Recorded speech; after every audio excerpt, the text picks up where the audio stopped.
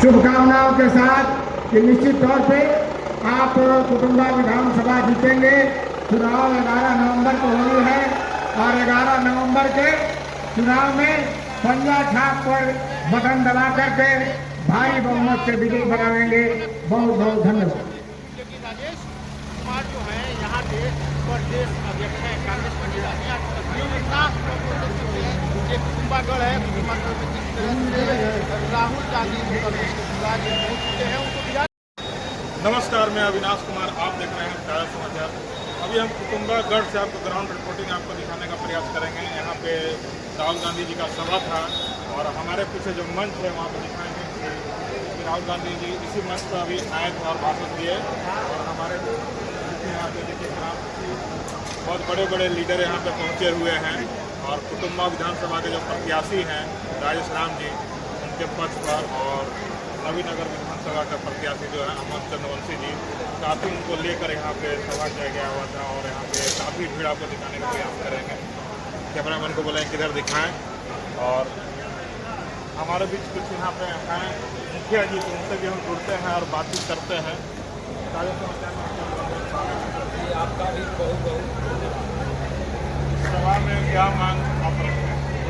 इस सभा के माध्यम से कुटुम्बा विधानसभा क्षेत्र में जो हमारी सरकार कार्रवाई सुनवाई और दवाई और प्रत्येक घर एक एक व्यक्ति का जो नौकरी देने के वादा किया है, मैं समझता हूँ कि तेजस्वी यादव का सरकार कुछ ही दिन में बनने वाला है और उन्होंने नौकरी दवाई सुनवाई कार्रवाई की सरकार।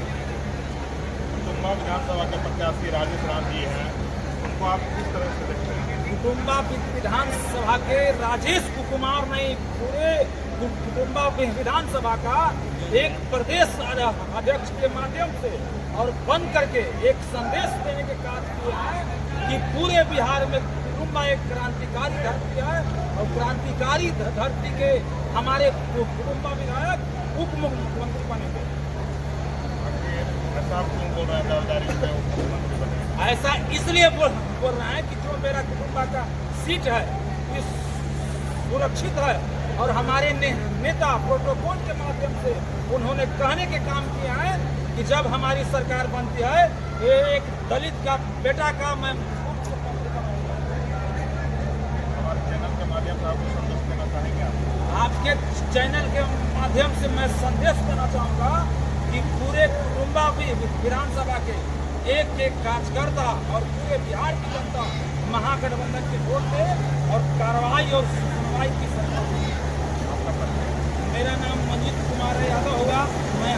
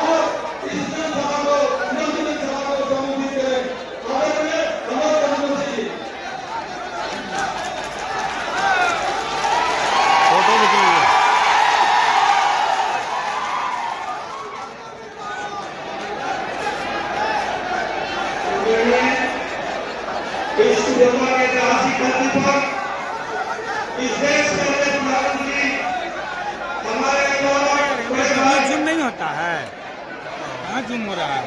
युवा के नेता देश के भविष्य प्रधानमंत्री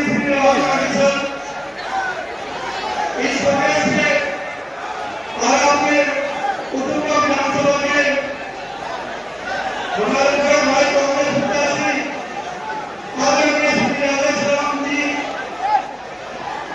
इस कार्यक्रम में उपस्थित तमाम जनप्रतिनिधि कांग्रेस वर्गीय नेता और इस मौलिक सभा में आए हुए तमाम हमारे नौजवान साथियों, मैं आप सबको अपनी ओर से विधानसभा की ओर से आप सबको नमस्कार और आप प्रणाम सलाम करता हूँ। भाइयों और बहनों, आज भारत देश में जो हालात में देश की आपसे छुपी हुई नहीं है, ये झूठ बोलने की सरकार, ये अफवाह की सरकार चला रहे हैं देश में, नफरत की सरकार चला रहे हैं, जहाँ पर धर्म के नाम पर ये देश की राजनीति कर रहे हैं। भाइयों, इस सबसे हम सबको बचना है। हम सबको आपसी सद्भावना और प्रेम मिलकर के साथ रहना है। और यहाँ की जो बिहार में राकेश बाबू, उनका अपना कैबिनेट वोट सभी मत के लोग अपने चेहरे का और बिहार के भविष्य आदरणीय राजेश राम जी का कांग्रेस से हाथ थापर एक गिनती बदल वोट करने के लिए इन्हें विजयी बनाए और बिहार में नई सरकार की पुनर्गठन में आप सहयोग करें। नई सरकार महागठबंधन की बनने जा रही है भाइयों, इसकी कई भी सरकार नहीं चल रही है। 20 साल की जमी हुई निकलनी और मौका पर सरकार को उखाड़ करके और फेंक दीजिए उसे, ताकि फिर वो कहीं दिखाई नहीं पड़े भाइयों। मैं अपना विधानसभा क्षेत्र छोड़ करके आप लोगों को आदाब प्रणाम सलाम करने आया हूँ कि हमारे बड़े भाई और बिहार में जो भविष्य बनने जा रहे हैं, हमारे नेता कांग्रेस पार्टी के बड़े भाई आदरणीय राजेश राम जी को अपना एक गिनती वोट 11 तारीख के दिन मतदान केंद्र पर पहले मतदान करें, उसके बाद आह्वान करें। उन्हें फ्री बनाने का आप बहुत बड़ा संकल्प लीजिए कि आप लोगों के वोट इन्हें बनाने का प्रयास करें। मैं इन्हीं जनसभा के साथ आप सबों को हाथ से प्रणाम करता हूँ और तमाम औरंगाबाद जिले में जितने भी क्षेत्र विधानसभा है उसे तमाम महागठबंधन के उम्मीदवारों को विजयी बनाने का काम कीजिए। मैं आप सबों से ही गुजारिश करने आया, प्रार्थना विनती करने आया भाइयों। इन्हीं जनसभा के साथ मैं आप अपनी वाणी को विराम देता हूँ। जय हिंद, जय भारत। और मंच के संचालन कर रहे परिणाम नेता जी और आप जिनके डिमांड था, बोलिए कि आपका नाम नहीं कि राहुल गांधी जी को आना चाहिए। राहुल गांधी जी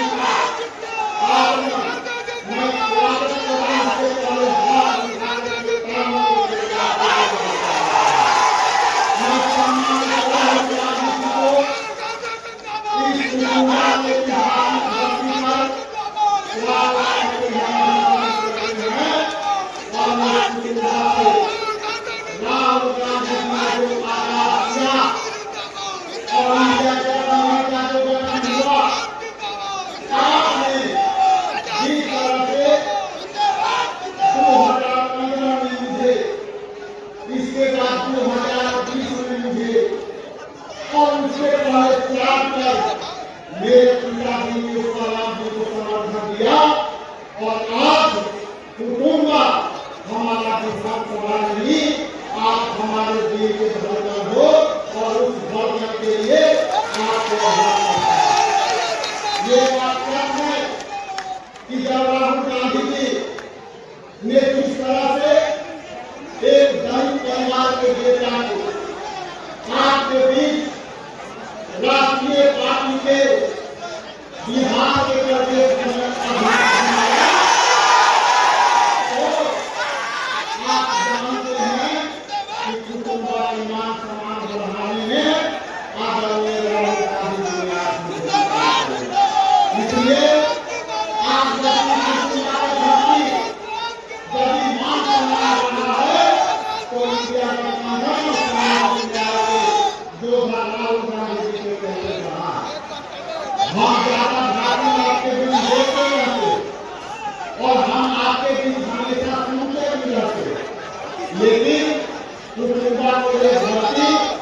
ये इतिहास की धरती रही है और बिहार में ये बदलाव की धरती रही है। और सामाजिक न्याय में पिछड़ा और दलित समाज के उम्मीदवारों को जिस तरह से यहाँ विधानसभा में चयन किया गया है, गौरव जैसे जो अति पिछड़े जाति से आते हैं और कुटुंबा में जो है मैं दलित परिवार से आता हूँ, यही सामाजिक न्याय का फूल है। इसलिए मैं आप सबके बीच बात नहीं करना चाहता, लेकिन अंतिम में ये भी मैं कहना चाहता हूँ कि आप जाइए और पूरे 6 विधानसभा में अपने रिश्तेदारों को, अपने दोस्तों को फोन से ही कहीं चाहिए कि 11 तारीख को यहाँ इतनी आवाज हो कि दिल्ली से भी तरक्की की जाए, दिल्ली से भी तरक्की की जाए। जिस तरह से सरकार और नीतीश कुमार जी के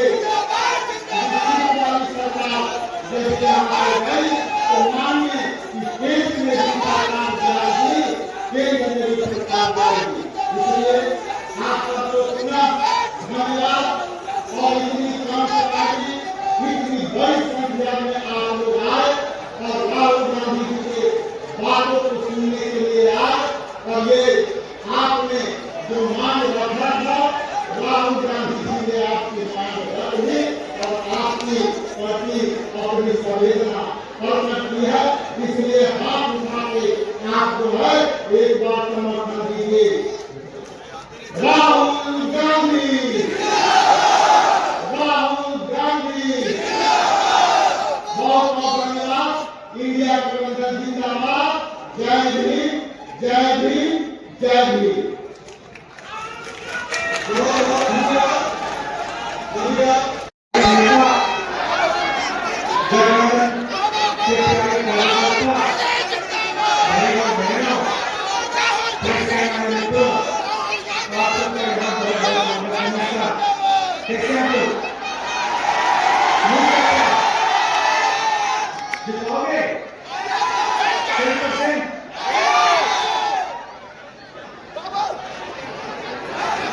देश में अगर आप देश की आबादी देखें तो तकरीबन 90% देश की आबादी या दलित है, महादलित है, पिछड़ा है, अति पिछड़ा है, आदिवासी है, अल्पसंख्यक। 90% लोग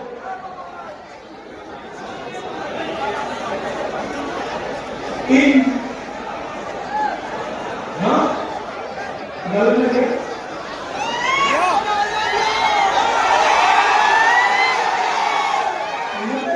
लोग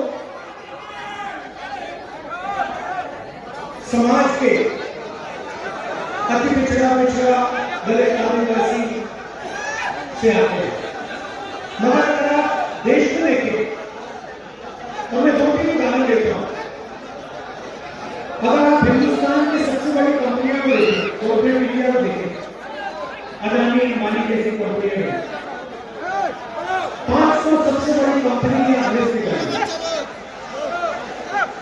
और इसमें पिछड़ा दलित महादलित अल्पसंख्यक आदिवासी को ढूंढ के निकालते हैं।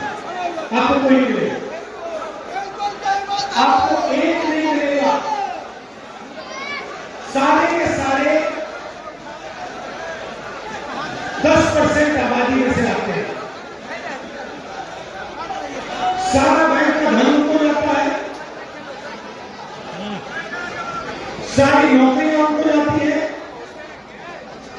ब्यूरोक्रेसी में उनको जगह मिलती है। आप जुडिशरी देखिए,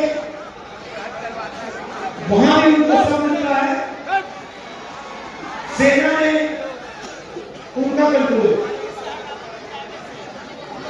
और 90% आपको जो आबादी है वो आपको कहीं मिले। और मेरा कहना है कि अगर हिंदुस्तान के 90% लोगों को हम शामिल नहीं करेंगे, चाहे वो कॉर्पोरेट मीडिया हो, चाहे वो जुडिशरी हो, चाहे वो ब्यूरोक्रेसी हो, अगर हम इनको नहीं शामिल करेंगे तो कैसा हिंदुस्तान बनेगा? अंबानी अडानी कैसा हिंदुस्तान बनेगा जहां पूरा धन 2-3 लोगों के हाथ? तो ऐसा हिंदुस्तान हमें नहीं चाहिए। आपको चाहिए? नहीं। हमें वो हिंदुस्तान चाहिए जिसमें 90% लोगों की जगह है